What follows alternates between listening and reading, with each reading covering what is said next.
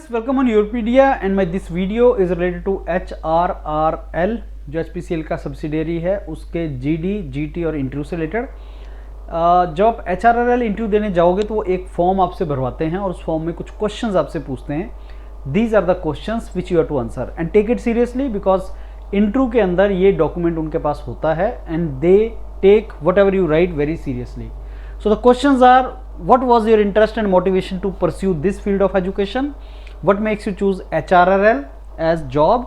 What are your short-term, long-term career objectives, strengths, weaknesses that you feel will influence work in the organization?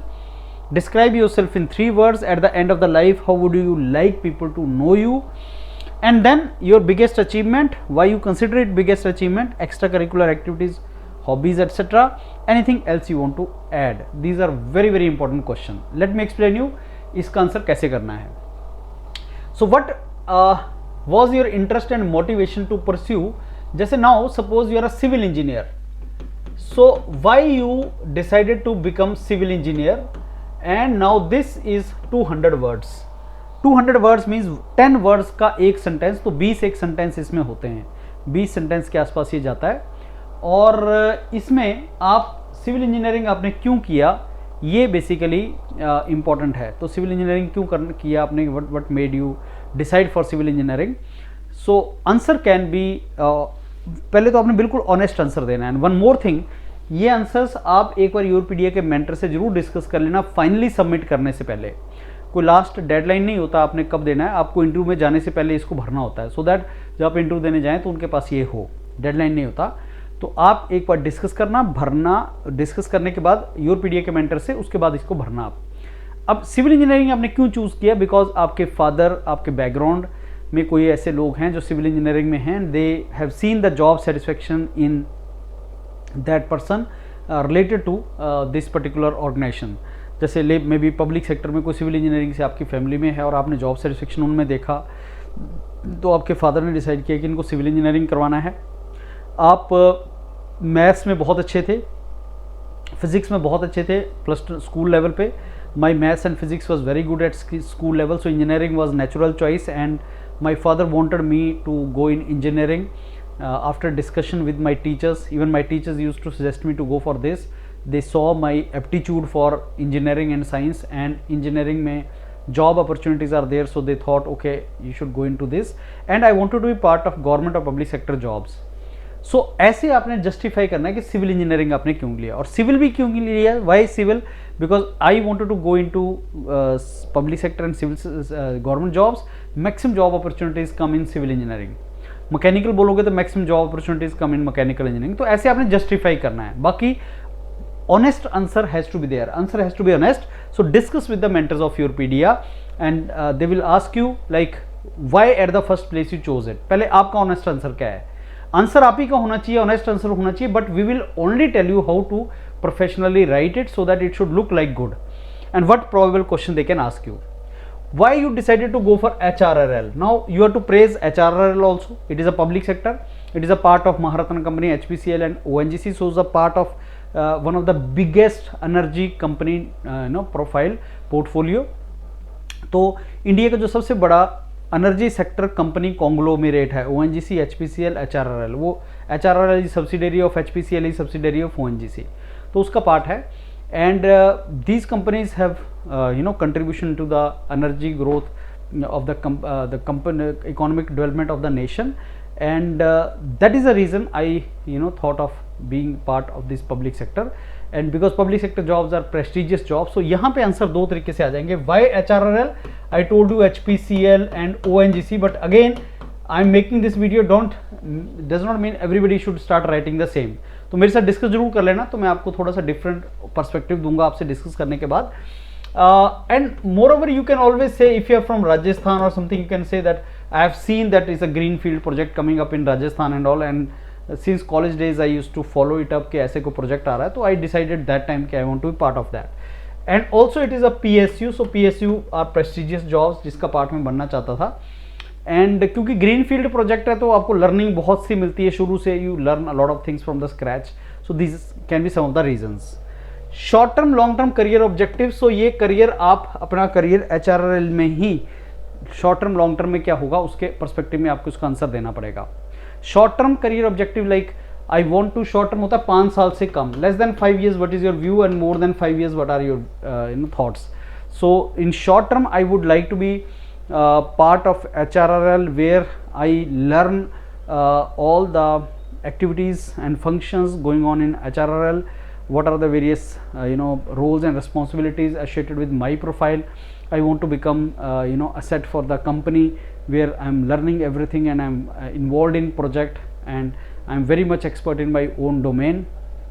And long term में I am contributing to the overall growth, strategic growth of the company, policy formulation, and I am giving mentoring to my juniors. तो short term long term में, तो long term में आप अपने आप को कहाँ देखते हो, where do you see yourself in less than 5 years, that is short term, where do you see yourself after 10 years, that is long term. तो शॉर्ट टर्म लॉन्ग टर्म में आपको ऐसा बताना पड़ेगा। Again discuss with us. Strength and weakness के लिए योरपीडिया education YouTube channel पे जहां आप मेरा वीडियो देख रहे हो उसी के अंदर स्ट्रेंथ एंड वीकनेसेस का एक वीडियो है, please watch that video. Strength and अगर आप यूट्यूब पे टाइप करोगे स्ट्रेंथ एंड वीकनेसेस योरपीडिया तो वो वीडियो आ जाएगा, उसको सुनो। बहुत सी स्ट्रेंथ्स एंड वीकनेसेस उसमें मेंशन है। प्लीज मेंशन ओनली दो स्ट्रेंथ्स एंड वीकनेसेस जो आपकी अपनी हैं। और इसमें लिखा हुआ है कि how do you think it is going to influence your work in the organization. जैसे अगर आप लिख देते हो कि मैं ओवर थिंकिंग मेरी वीकनेस है, तो उससे ऑर्गेनाइजेशन को नुकसान नहीं होगा। या आप लिखते हो वर्कहोलिक हूँ मैं, वर्क करना, बहुत ज़्यादा काम में लगा रहता हूँ करने, या ओवर डिसिप्लिनेरियन हूँ, वर्कहोलिक हूँ, ओवर डिसिप्लिनेरियन हूँ, ओवर थिंकिंग है। ये नेगेटिव हो सकते हैं आपके लिए, लेकिन ऑर्गेनाइजेशन के लिए नेगेटिव नहीं है। तो जब आप ये मेंशन करोगे तो आप अपना स्ट्रेंथ एंड वीकनेस यहाँ मेंशन कर सकते हो। Again as I told you, strength and weaknesses आपकी ही होनी चाहिए। तो एक बार डिस्कस जरूर करना योरपीडिया के मेंटर्स के साथ कि क्या लिख सकते हैं, और वो वीडियो देख लो, उसमें बहुत सी स्ट्रेंथ्स एंड वीकनेसेस मेंशनड हैं। आपकी स्ट्रेंथ ऐसी नहीं होनी चाहिए कि जिसमें एरोगेंस रिफ्लेक्ट हो, और जो ऑर्गेनाइजेशन के लिए वीकनेस ऐसा नहीं होना चाहिए कि जिससे ऑर्गेनाइजेशन को कोई नेगेटिव इम्पैक्ट हो। जैसे आई एम वेरी लेथार्जिक और लेजी, उससे ऑर्गेनाइजेशन को नुकसान है, पर जो मैंने आपको बताया उनसे कोई ऑर्गेनाइजेशन को लॉस नहीं है। How do you define your self in 3 words? इसको 1, 2, 3 करके लिख सकते हो, पहला वर्ड, सेकंड वर्ड, और 2-4 आप उसमें वर्ड्स और ऐड कर सकते हो रिलेटेड टू दिस। जैसे suppose you consider yourself to be smart worker, तो स्मार्ट वर्कर एक वर्ड आपको अपने आप को डिफाइन करते हो।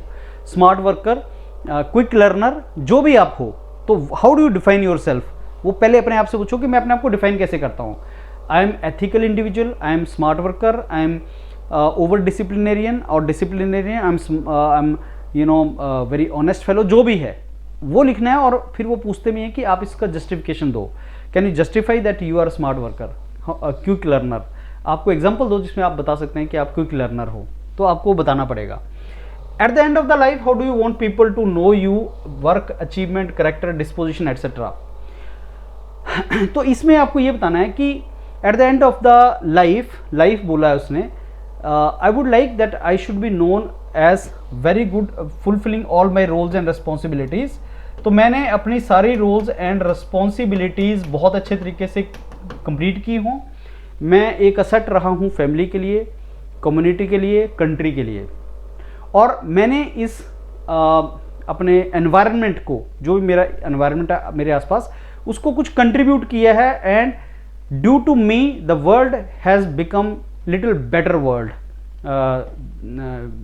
ड्यू टू माई प्रेजेंस, कि जब मैं इस दुनिया को छोड़ के जाऊँ तो मैंने इसमें कुछ कंट्रीब्यूट किया हो, चाहे वो ऑर्गेनाइजेशन को, चाहे फैमिली को, ना कुछ किया हो। And people remember me as ethically correct fellow, asset for them and good person to be in company with। मतलब आप कैसे चाहते हो लोग आपके बारे में पीछे से क्या बात करें? जब आप नहीं हैं इस वर्ल्ड में तो लोग आपके बारे में क्या बात करें? जब आप इस ऑर्गेनाइजेशन में नहीं है तो लोग आपके पीछे से आपकी क्या बात करें कि no, he was asset for the company and company has lost a very good asset today and he was तो क्या चाहते हैं आप, लोग क्या बात करें आपके बारे में? आपकी अभी तक की सबसे बड़ी अचीवमेंट क्या है? ये पर्सनल एंड प्रोफेशनल कुछ भी हो सकती है। It can be personal achievement, it can be professional achievement. If you taken care of your father और mother during Covid period and you could save her life, that was the biggest achievement for you, because she was critically ill and I could serve her, I could do lot of her care and I saved her. तो वो भी आपकी biggest achievement है। आपने किसी की life बचाई, आपने किसी को हेल्प किया, आपने किसी पुअर फेलो को बचाया, आपने किसी पुअर फेलो की हेल्प की, आपने किसी को एजुकेट किया, जो भी है, तो वो आपकी अचीवमेंट हो सकती है। कि आपका एक मेड हुआ करती थी her husband died and then kid was, I mean उसके 2-3 बच्चे थे, फिर then you from the very beginning you started helping her, जो भी है। तो ऐसा, या प्रोफेशनली आपका बिगेस्ट अचीवमेंट कि मैंने इसमें इतना स्कोर किया था, मेरा बेस्ट प्रोजेक्ट है, जो भी है। या यही लिख सकते हैं कि getting the interview call from HRRL is my biggest achievement so for professional achievement, ऐसा भी बता सकते हैं। तो अगेन ये आप बताओगे, ये मैं जितना पॉइंट आपको अभी डिस्कस कर रहा हूँ, ये थॉट प्रोसेस के आप किस डायरेक्शन में सोचना स्टार्ट करो, in which direction you should think. This is not like you start writing it is like how you should think, और उसके बाद सोचने के बाद हमारे साथ एक बार डिस्कस करना, फिर then will tell you what to write, and फिर ढंग से लिखना है उसको, और फिर इंटरव्यू में आपसे क्वेश्चन पूछता है। Extra curricular activities, hobbies, again इसी मेरे यूट्यूब चैनल के ऊपर हॉबीज एंड इंटरेस्ट का भी एक वीडियो हमने पब्लिश किया, हॉबीज एंड इंटरेस्ट, उसको भी सुन लो। हॉबीज एंड इंटरेस्ट आपको किसी की बोरो नहीं करनी है, ये आपकी अपनी होनी चाहिए। You should have your own hobbies and interest, उसी को यहाँ पे लिखना है। And I am telling you one thing friends, do not copy it from some place, it should be your own original strength and weakness, hobbies and interest, जो भी है आपका अपना ओरिजिनल होना चाहिए, then only you can do justice in the interview. But only thing is sometime आपको idea नहीं होता है कि आपने क्या बोलना है, तो वहाँ पे आप यूरोपीडिया मेंटर्स की हेल्प ले सकते हैं। तो hobbies and interest, extra curricular, जैसे अगर आप कॉलेज में पढ़ाई के साथ साथ क्या करते थे, कल्चरल एक्टिविटीज, स्पोर्ट्स एक्टिविटीज़, या इवेंट मैनेजमेंट या मैनेजमेंट, आप जो भी काम करते थे आप लिख सकते हैं। और ये आपका स्कूल का भी हो सकता है, कॉलेज का भी हो सकता है, कुछ भी हो सकता है। हॉबीज एंड इंटरेस्ट भी हो सकता है, जो भी आप इसमें मेंशन करना है। 150 वर्ड कम होते हैं, मतलब ये आप मान के चलो कि 15 सेंटेंस के अंदर आपको लिखना है, तो you can mention it. Any information which you like to furnish, अब यहाँ पे आप कुछ भी लिख सकते हो, अपनी इंटर्नशिप का, अपना प्रोजेक्ट का, अपनी जॉब का, और कोई पर्सनल लिख सकते हो, प्रोफेशनल लिख सकते हो, जिसको आप चाहते हो कि वो देखें और आपसे क्वेश्चन पूछें। आपको इंटरव्यू को अपनी डायरेक्शन में पुल करने की अपॉर्चुनिटी यहाँ पे है। If you want to pull the interview in your direction, तो आप यहाँ पे वो चीज़ को मेंशन कर दें, पर वो ऐसी होनी चाहिए जो जेन्युइन हो, और अगर वो आपसे क्वेश्चन पूछे तो आप उसका आंसर कर पाएँ। ये वो अपॉर्चुनिटी आपके पास है। अगर आपको लगता है कि आपने एक प्रोजेक्ट किया था और वो बहुत अच्छा था, या आपने एक कॉन्फ्रेंस पेपर किया था, या आपने एक इवेंट में मैनेजमेंट में पार्टिसिपेट किया था, तो आप यहाँ पे मेंशन कर सकते हो उसको। या आपने घर में कोई इवेंट किया था, या आपकी बहुत ही इंटरेस्टिंग कोई चीज़ है, तो आप इसमें लिख सकते हो। और वो लिखने के बाद फिर आपको लगता है कि वो अगर क्वेश्चन पूछेंगे तो आप आंसर कर लेंगे। So you should write something like that. Now friends, this is the basic, roughly I told you how you are to write the things. Now what you should do is you should try to think first of all what you are gonna write, watch these videos which I told you, and then discuss with the mentors that I'm thinking this to be written, is this correct if I'm writing it. And once you have written, then you have to do mock or snap on the basis of this.